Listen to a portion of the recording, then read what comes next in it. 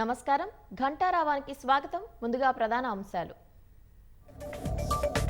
వర్షాభావం ఎండల తీవ్రతతో అడుగంటుతున్న భూగర్భ జలాలు సాగు తాగునీరు లేక ఇబ్బందులు పడుతున్న ప్రజలు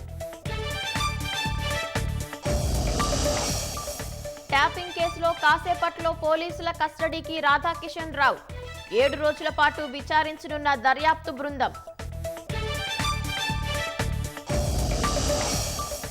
రేపు ఢిల్లీలో కాంగ్రెస్ ఎన్నికల మేనిఫెస్టో విడుదల పాంచ్ న్యాయ్ పేరిట గ్యారంటీలు ప్రకటించనున్న హస్తం పార్టీ